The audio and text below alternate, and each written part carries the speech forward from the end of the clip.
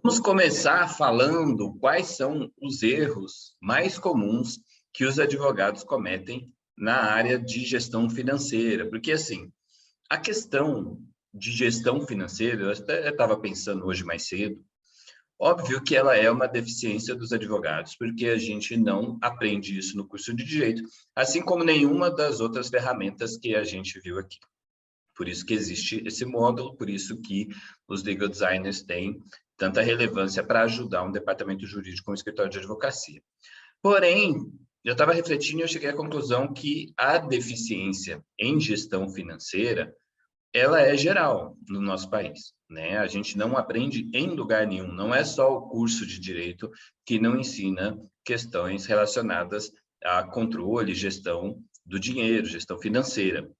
Aí é óbvio que quando chega no direito, essa deficiência continua, né? Como não é suprida, como não é solucionada no curso do direito, o profissional continua com essa deficiência, e aí por isso que a gente vê tantos problemas acontecendo do ponto de vista financeiro. O que é o principal problema, no meu ponto de vista? No meu ponto de vista, eu acredito que o principal problema de gestão financeira dos escritórios de advocacia, especialmente, hoje a gente vai falar bastante de escritório, tá? Porque, muito embora boa parte do que a gente vai falar aqui seja útil também para departamento jurídico, óbvio que quando a gente fala de gestão financeira, a questão nos escritórios é mais complexa, gera mais assunto, porque o escritório tem que ter a receita, faturamento, lucro. Um departamento jurídico não precisa ter, né? É mais uma gestão do contas a pagar, um departamento jurídico. Ele tem que ser eficiente, obviamente, mas ele não tem toda a complexidade do escritório. Então, a gente vai focar mais nos escritórios, mas com certeza muitas das coisas que a gente usa para tornar um escritório eficiente do ponto de vista financeiro, usa também no departamento jurídico. E aqui, esse é um ponto de vista que se aplica muito aos escritórios de advocacia, né? Eu até procurei, na hora de fazer esse slide, alguma imagem relacionada a artesanato, algo artesanal, algo manual, né?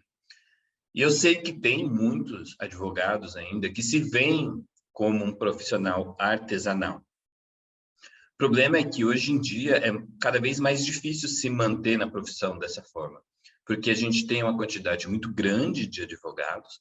Isso faz com que, né, tendo uma oferta muito grande de serviços, o preço caia, né, porque a concorrência também aumenta. E aí, se você for tentar viver de pequenos casinhos, né, que você trabalha de uma forma muito artesanal, muito provavelmente você não vai ter um faturamento, uma receita relevante, né, para um escritório de advocacia. Então, os escritórios falham em, num primeiro momento, se entenderem como uma organização empresarial, né? Tem aluguel para pagar, tem salário para pagar, tem um monte de recursos que precisam ser organizados para que o serviço seja prestado, ou seja, o conceito de empresa se aplica totalmente ao escritório de advocacia. E por isso que a gente tem algumas notícias bem chocantes nesse sentido. Eu vou até me colocar aqui um pouquinho para o lado, porque o grande destaque da notícia está aqui, né?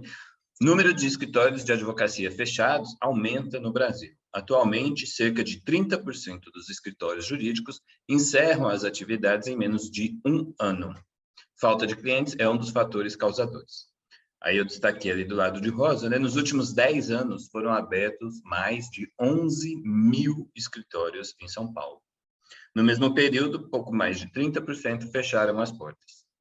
Então, é o que eles falam, né? Dentre as causas apontadas pelos advogados estão a falta de clientes, a competitividade com outros profissionais do direito e a desvalorização da profissão, o que inclui a prática de honorários aviltantes dentro da própria classe. Então, o que eu falei, né? Com o aumento da concorrência, fica cada vez mais difícil, então você tem que se enxergar como uma empresa. Quais que são os principais erros cometidos, né, os demais, além de não se enxergar como empresa, quais são os outros grandes erros que os advogados cometem na hora de fazer gestão financeira? O primeiro, clássico, que se aplica a muitos profissionais liberais e também pequenos negócios, né, pessoas que abrem pequenos negócios, é misturar as finanças pessoais com as finanças da empresa, com as finanças do escritório. Isso é muito complicado e de ambos os lados, né? Você não ter essa separação faz com que você muitas vezes tenha que pôr do próprio bolso, né, do que seria a conta pessoal, para pagar despesas da empresa, o que não é certo, ou o contrário também, né? Você usa na vida pessoal recursos que deveriam ser destinados à empresa. Então, a falta dessa separação é um erro muito comum. Desconsiderar o capital de giro. Então, os advogados não têm também bem claro esse conceito de capital de giro, né, que é essa poupança mínima para a empresa rodar. Então, não entende qual que é o seu custo fixo mensal mínimo, qual que é o seu custo variável, em razão do que ele varia, qual que é uma poupança que ele deveria ter para segurar o escritório eventualmente, caso acontecesse algum problema, sei lá, por 2 meses, por 6 meses, não tem essa noção. Falta de prioridades, então também, como o advogado não tem o hábito de ter análise de dados, né, de coletar dados, de analisar dados, de olhar atentamente para os dados do seu escritório, ele não sabe quais são os fatores que mais impactam, né, os serviços que mais impactam, os custos que mais impactam. Tem uma falta de clareza muito grande nesse sentido. Falta de ferramentas de controle, né? Então, quando tem uma planilhinha de Excel muito simplesinha, que não considera todos os elementos que precisam ser considerados nessa análise da gestão financeira do escritório. Na verdade, deveria, né, ter, ou para quem sabe fazer, ou para quem consegue contratar, um Excel bastante sofisticado, né, com muitas abas, com muitas colunas, ou contratar um software, um ERP, que às vezes é até mais barato, né? Às vezes paga R$ 50 por mês e tem todos esses dados na palma da mão de uma forma bem mais fácil, né? A gente viu isso na Fenalon, inclusive, a gente falou na live de 2 semanas atrás que a gente fez, né? Não analisar o desempenho. Então, como eu falei, o advogado não conhece, né, não tem consciência da importância de coletar dados, de coletar informações, de fazer análise desses dados para ter um critério, né, se o escritório está tendo um bom desempenho ou não. Então, aí perde a direção do escritório. E não tem um controle das demandas, né? Quando a gente fala de gestão financeira para outros negócios, especialmente de comércio, varejo, um ponto que dá muito problema é a má gestão do estoque. Na área jurídica, nós somos prestadores de serviço, a gente não tem estoque, mas a gente poderia considerar o estoque de recursos humanos, por exemplo, né?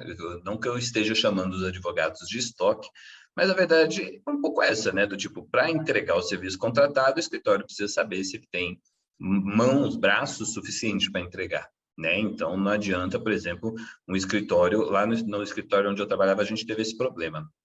A gente tinha uma área trabalhista bem pequena, tinha uns 8, 10 advogados no máximo, e a gente estava prospectando uma empresa muito grande aqui de São Paulo, de limpeza, segurança, se chama Sandrini Versani, ou Versani Sandrini, eu não lembro a ordem dos nomes, é uma empresa gigantesca, tem...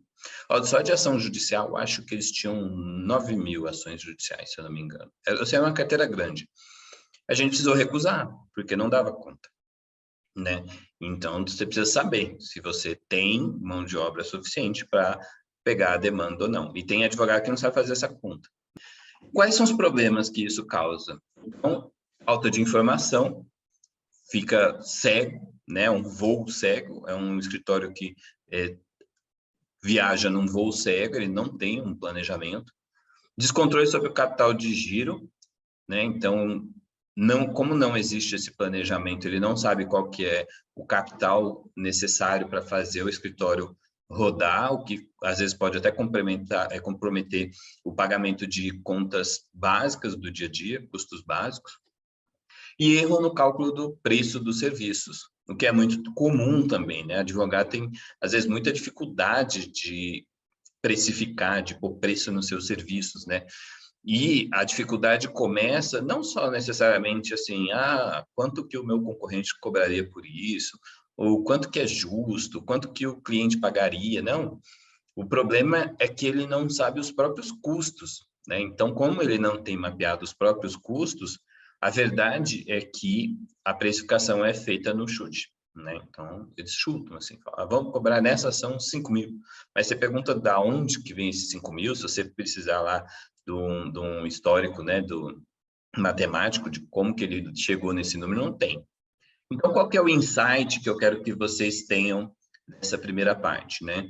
O problema da gestão financeira na área jurídica, especialmente para escritórios de advocacia, é crônico, tá? Ele é crônico e, especialmente por isso, é uma grande oportunidade para nós, legal designers, né? Muitas vezes, entrar para ajudar um escritório a equilibrar as contas pode ser a porta de entrada realmente para conquistar um cliente e depois você pegar outros serviços dentro desse cliente. Porque quando você fala de dinheiro, realmente chama atenção, né? Então, para quem sabe apoiar um escritório a melhorar suas contas, realmente você tem um desejo muito grande no mercado por esse tipo de profissional, né? Fê, eu vi aqui que você levantou a mão, fica à vontade para falar, para contribuir. Bem, você acabou de assistir um pequeno trecho de uma das nossas aulas na comunidade de Legal Designer da Escola Brasileira de Legal Design. A nossa escola foi fundada com o objetivo de preparar os profissionais do direito para uma nova era. Uma era em que conhecer o direito e saber aplicar a lei já não é mais um diferencial, é uma obrigação. Daí então, o profissional do direito precisa desenvolver muitas outras habilidades, tanto técnicas quanto comportamentais, para conseguir se destacar no mercado, atender às necessidades e às expectativas de quem te contrata e então ter uma carreira de sucesso na área jurídica. Se você se interessou por esse tipo de conteúdo, quer melhorar o seu preparo, a sua atuação na área jurídica, aprendendo essas novas habilidades, as vagas estão sempre abertas na nossa escola. Basta clicar no link que você vai encontrar aqui na descrição desse vídeo para você fazer a sua inscrição, entrar imediatamente e ter acesso a mais de 120 aulas que vão te ajudar a subir para um outro patamar na sua profissão jurídica, tá bom? Aguardo você lá na nossa comunidade com muitos outros benefícios que a gente tem por lá. Um abraço, até mais.